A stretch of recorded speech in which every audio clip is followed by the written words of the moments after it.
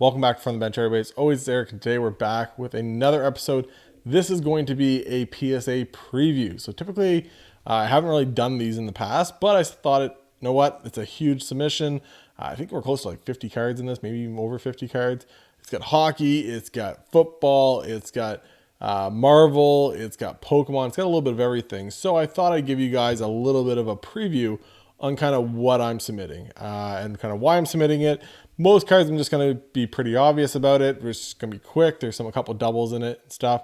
There'll be a couple cards that I talk about, and I do have a pile here of 5 old tags that I'm either crossing from other grading companies over to PSA or resubmitting with PSA because I think I fixed the problem. So that being said, here we go.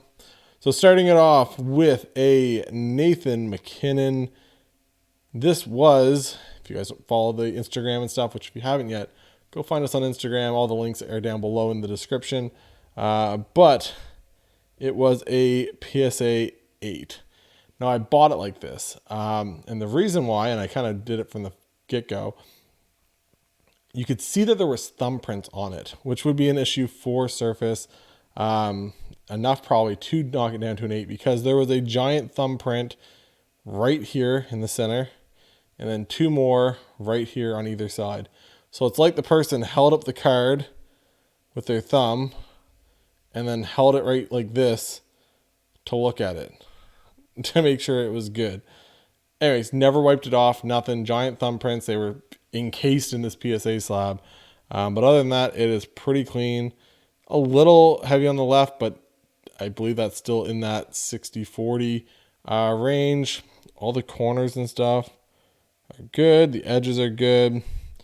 So I think worst case, a 9 for this, but I think it could even also possibly 10. So for the pickup, I've had this for a while now, literally a year and a half maybe. So, you know, see if I can get a 10 out of it. If I can, that'd be pretty great. Next up, once again, if you follow the channel, you know, I like Jack Eichel. I think he's good. The guy almost averages, I think he's got 380 points in 407 games, almost a point per game. New team, Vegas. You know, rough to go last year, new team, everyone's hurt.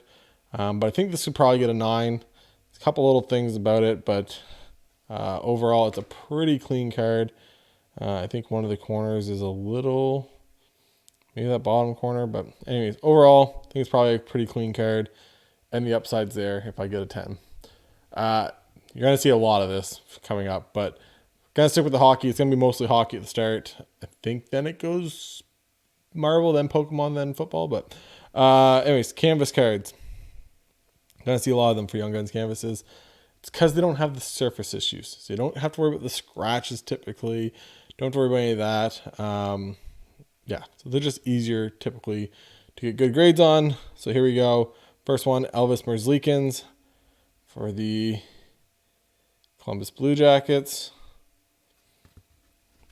Next up, Peyton Krebs. Now he was a part of that Jack Eichel trade over, but Peyton Krebs, Young Gun canvas. Next up for the Leafs, his brother, he was actually way higher than his brother at one point, and now the prices obviously have turned. But Nick Robertson, younger brother of Jason Robertson, younger, older, can't remember, is smaller than Jason Robertson though. But here we go. We got his Young Guns canvas. Same thing, pretty clean overall. For $30, I think it's going to end up being about $28, $30 Canadian for the submission. It's a $22 value. Some of this stuff might get upcharged depending on what it hits for grades and stuff, but it's worth it for me to send it all together rather than sending 2 separate orders and then getting a huge, shipping charge back to me.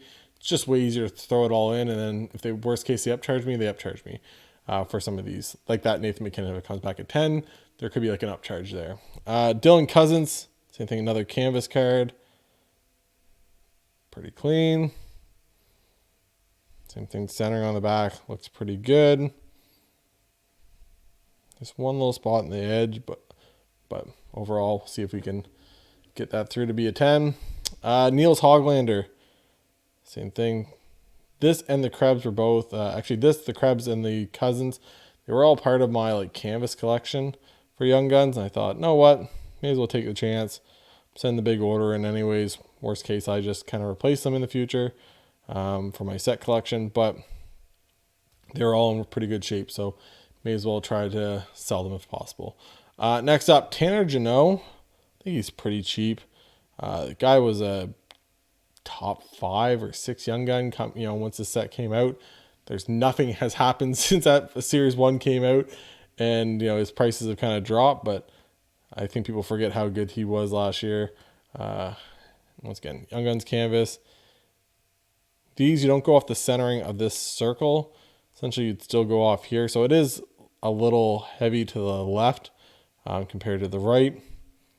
But hopefully it passes that like 70-30 that you have on the back. Next up, Mason McTavish. Been lucky enough. I got 2 10s the last time I sent out 2 Mason McTavishes. But hoping we can pull another one out of there.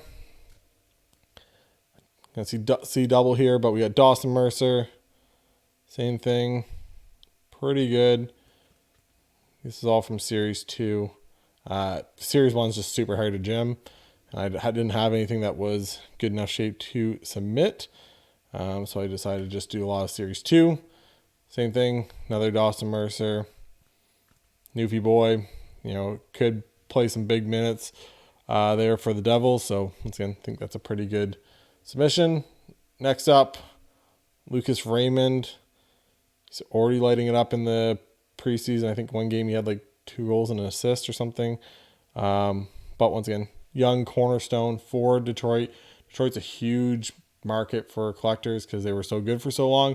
They get a lot of fans that way. But there we go. Another Lucas Raymond. Young Gun. Jake Neighbors. I'm high on this kid too.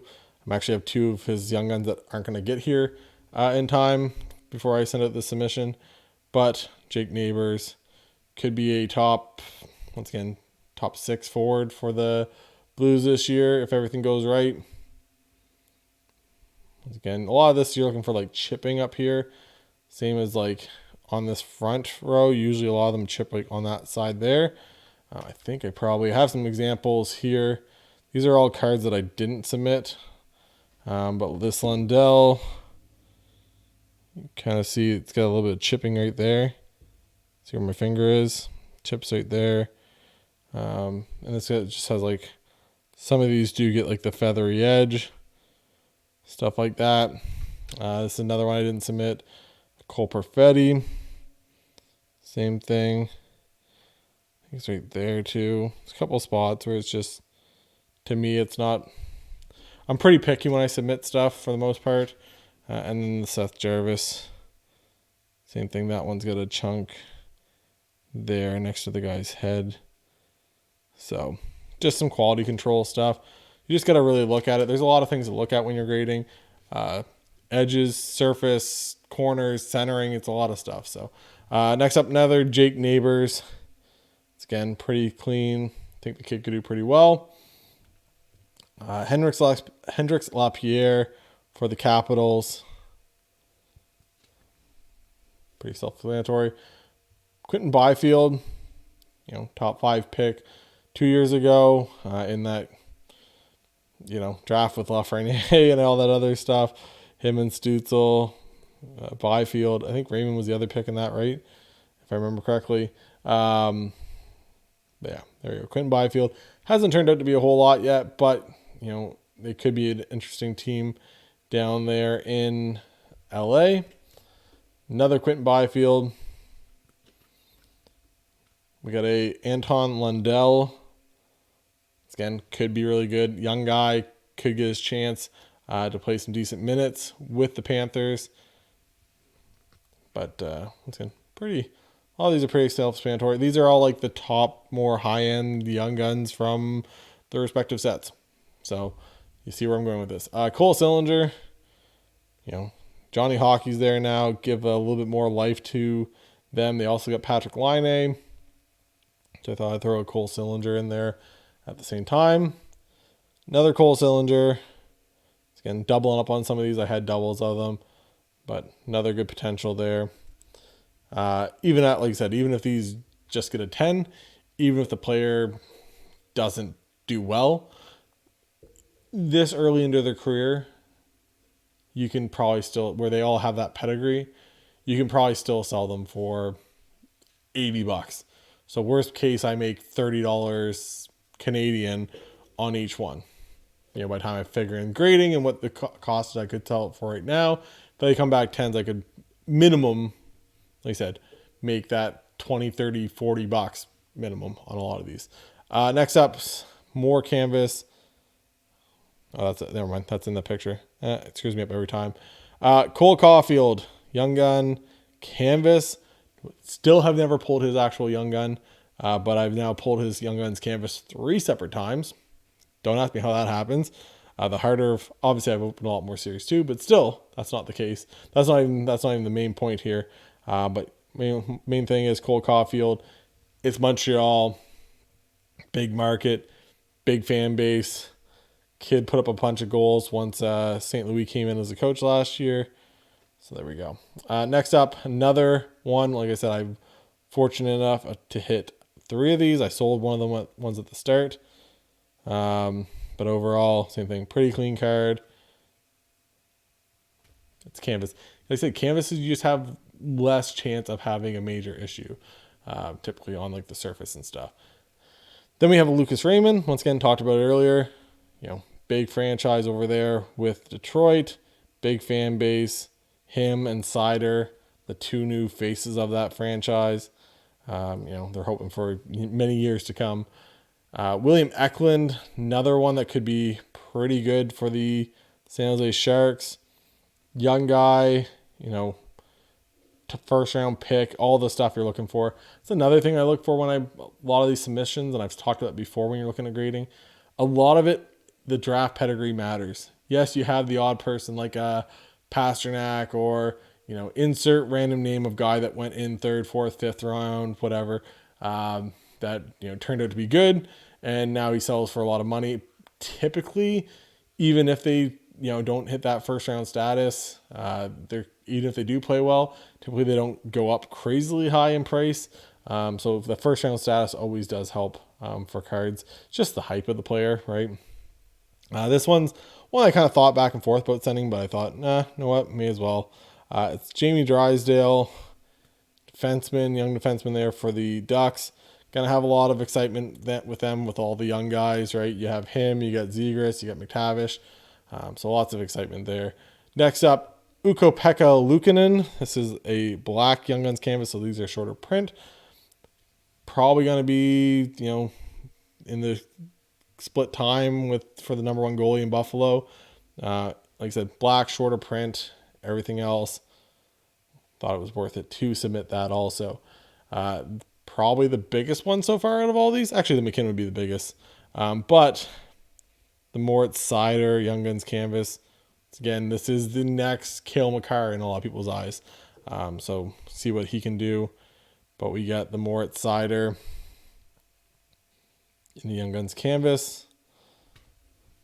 This one's not one I usually send. I usually don't send inserts. This one's actually pretty clean. It's an NHL Records. That's just a hair on it. NHL Records. This is Sidney Crosby.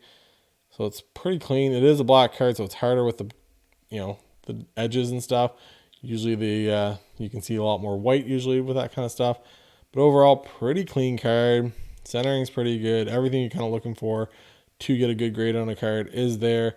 And it's Sidney Crosby. And if I submit it, then I'm probably going to be a pretty low pop, right? Not a lot of people are going to be submitting this. Once again, for the $30, worst case, if it comes back at 10, maybe that's $100 card, where it's like a $20 card now. So it's all little stuff, right? But some people just like it. So that was the hockey segment of it. Now we're on to the next one, which is Marvel. So I got this one in the background already. I got a 9 on the last one. This one's probably an 8 or a 9. So I thought I'd try it. There's a couple in there too that I thought might get a 9, but most of them are pretty solid 10s. Like I said, pretty much don't send anything unless I think it can get a 10. This stuff is different. PMGs, it's a little bit more of a niche market, but they also are like super like terrible for conditioning, chipping, all this other stuff. So I'm going to try to get this another 9. I think a 9 just did like $100 and some American. So or $200 American. Maybe it was an 8. Anyways, whatever it was, they still go for a decent amount, so it's worth it. I picked it up. I think the card up itself for like $30 maybe. So once again, into it for 60, sell for 100, you make $40. So worth the risk for me. Those aren't numbered. It's like a purple PMG, so this one isn't numbered like the next 2 that are coming up. Next up is a Rogue. So this is actually pretty thicker than the next one I got coming up after that. But this is the bronze. So overall, pretty clean. Nice foil on this. The only issue with this one is this bottom corner does absolutely stink. I get to focus. So it is like, it's got some whitening. It's a little bent up. Everything you can kind of see there. See that bottom ridge? It's kind of bent up. Anyways, that's what I'm dealing with on this one. Overall, I think if I get an 8 on it, it's still doing pretty good.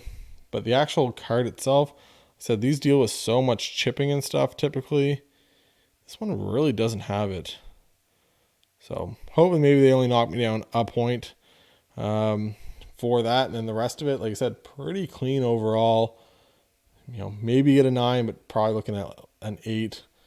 Maybe a 7 if they really want to be a stickler, but I think overall it's a pretty clean card. Next up, this one I picked up also off of eBay. I don't mind picking up PMGs for cheaper if I can grade them. Once again, you really got to look them over on the pictures as best as possible.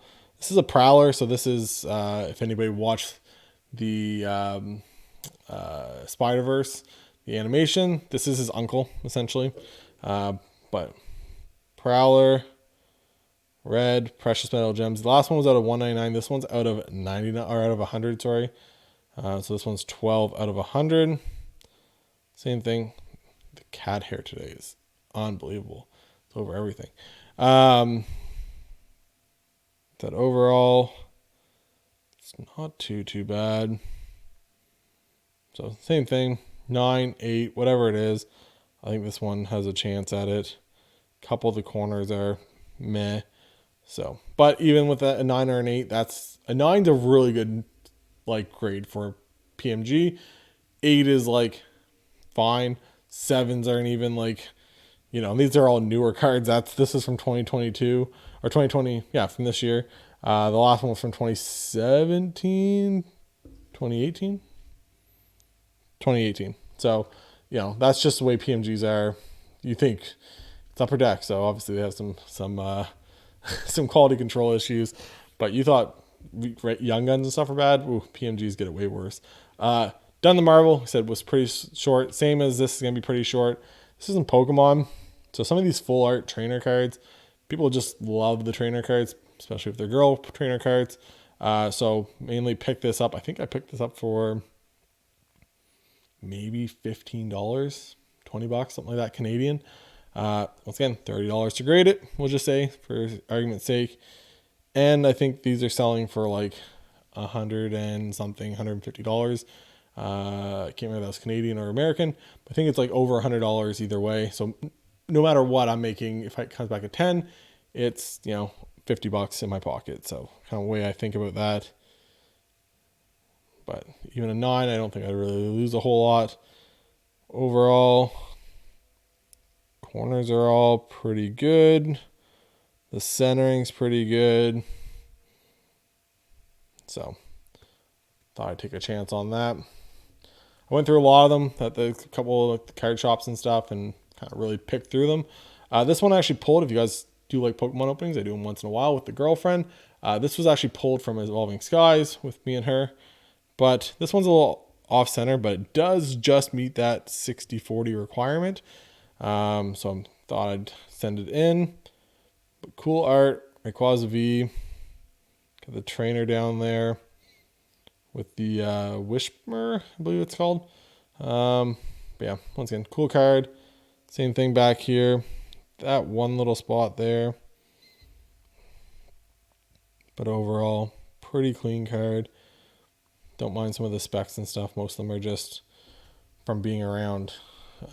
Next up, another one. Picked it up at the local card shop. Raw, same thing. Centering looks really good on this one. Everything else looks good. Back of it, same thing. That's all just nothing. So, again, a lot of these.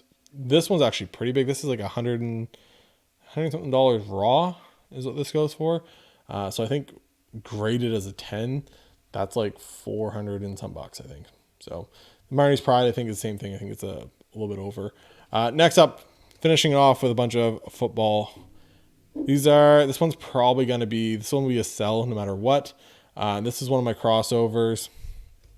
So this was an HG9, and I'm putting it into PSA because even with me just grading it PSA, if it comes back a 9, it will make me money after the grading compared to what I could sell it for as an HGA9. I think an HGA 9, they do like 150, 60, whatever right now. Maybe a little bit more American. And like this in a PSA 9 does like 220, 230. So even just grading it, I automatically make my money back plus more as long as it comes back a 9. So came back at this 9 all the way across the board. There are some print lines in this. So I'll have to see how, negative they are on that. But once again, worth the chance to crack it out, because if it comes back at 9, once again, I've made money. If it comes back at 10, I really make money. Like I said, I'm not really expecting that one to come back at 10, but I believe they're like $700. I'll put it below me, $700 if it comes back at 10. Same thing, pink. This was also a crossover. I bought this one. This was for the PC. Again, I don't buy them for the PC. If it's HGA, SGC, whatever it is, it doesn't bother me to buy it. But I thought, you know what? It's a cheaper grading submission thing. I may as well do it. But this one will be the PC. This is not going to be sold afterwards. That one will be, because the one in the background is already a 10. So I might as well, recoup my money on another one. This one, once again, this is a 9, 2 9s and a 9 point and 2 9.5s on this HGA 9. So pretty good for centering. I don't know. It's a pretty clean card. Couple little small things on it, but overall, once again, worth the $30 to try to cross it. If it comes back at 10, awesome. If it comes back at 9, that's fine. I just like to collect the parallels. Another one which is a crossover. This one's an HGA 9.5. So this was 2 9.5s on the surface and edges. The corner's got a 9 and the centering got a 10, which I don't know how you get the centering a 10 on this. It's off top to bottom and side to side. I don't know. It's like by your eye, you can tell that it's a little heavier on the left side than it is the right. That's fine though. This one, same thing, BPC. I don't have another one. Same as back. It's like off center. Doesn't make sense. But this will be a PC item no matter what. Once again, I'm just trying to get all my PC items all into PSA slabs, and kind of go from there. But like I said, it comes back at 9, great. It comes back at 10, even better. So next up, another PC item. This is a refractor of Philip Rivers. I'm a big Chargers fan. Philip Rivers is behind me there. What's up, Phil? But these are super hard to grade. The surfaces on them stink. This is the better of the two that I got. Centering's not too bad. I think it's enough that I could get a potential 10 for it. Surface isn't too bad. There's a couple little scratches, like faint scratches on a couple spots, but overall pretty good. Back centering, it's okay. A little bottom heavy, obviously, or top heavy compared to the bottom, but it's worth it. Worth me sending it off. Once again, PC item, so grade doesn't really matter. I'm just trying to get into a slab, and I picked the best of the two because the grade. I'm not going to send off one that's in bad shape. that has more scratches. This one is a gold refractor. So back in 2004, when Philip Rivers was a rookie, essentially they only had two parallels, or three parallels, I guess. You had the refractor, you had the gold out of 279, ding, ding, ding, 211 out of 279, 21 LaDainian Tomlinson. Sure, well, you know, I can kind of grasp at straws here. And then they had a black out of 100, which I just tried bidding on a BGS 9 the other day, and somebody bid me out on it. It was the highest sale ever for BGS 9 or BGS 9 of the black, or any 9 for the black, Topps Chrome. Out of 100, it went for like $565 US. So anyways, the gold, this one does same thing, has a big old print line right across the face mask. So hoping I still get a 9 out of this. Rest of it's pretty clean. It's just that big old print line right across, kind of right in line with his visor. So I'm assuming it's going to come back a 9. Hopefully it doesn't come back an 8. But there we go. Now into some more modern. T-Law. He broke my heart. He beat my Chargers. This one's actually pretty good for centering wise. Surface is okay. These are, once again, very condition sensitive. Back though, also really good shape. Really good for centering. If anybody knows anything about these, Prizm this year, it was horrendous for centering. Most times it was super heavy on the left side, so that means there's a small little gap here on this side, and this side had a big gap between the border and that green thing. So anyways, once again, try, you know, it's a first round quarterback, first overall pick. If the Jaguars do anything this year, you know, that price will be pretty good graded. Zach Wilson, I bought a lot of Zach Wilson, I won't tell you. This one actually pulled, I'm pretty sure. But we got Zach Wilson out of, maybe I bought it, I can't remember now. It's an orange laser. I actually already have one of these in a PSA 10, but decided to try my luck once again. This one you can see a little bit more heavy on the left than it is or on the right than it is the left. But still, I think in that 70-30. Again, overall, I think they're pretty good. This I thought I'd try for too. This was a Zach Wilson Mosaic. These aren't crazy cards graded, but I think they're only like a $15, $20 card right now raw. And as a 10, they go for probably like 150, maybe 140, 125, 150 probably. As of right now, once again, I think his schedule gets way easier in the second half. Obviously, he just won his first game against the Steelers, so that's pretty good too.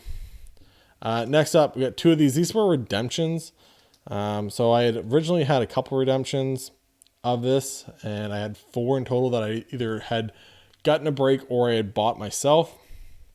I was buying, I think I got one of these for 130, 140, and 150, I think is what I bought them for at one point. And then I had one pulled for me in a break, but it's a Mosaic. So typically that means for the most part, you shouldn't have a bad autograph card because it wasn't, you know, slammed into a pack with a bunch of other cards. It wasn't then had all those packs thrown into a box and then had that box bounce around inside a case and then go to someone's house and everything else. They automatically get signed and then they go into this, you know, they put the sticker on the card, put them in the one touch. The main thing out of the 4 I got is I checked the centering on them the best I could without opening up the sealed Panini enclosed case. And this one and the next one kind of were the best, you know, centering wise compared to others. There we go. Once again, another one, same thing. Pretty self-explanatory. I think a 10 this could do pretty well. Once again, especially if he does pretty well this year for the rest of the year by the time I get these back. I'm assuming I'll get these back, by the way. Last time our $18 value submission came back in 57 and 59 days, the 2 submissions.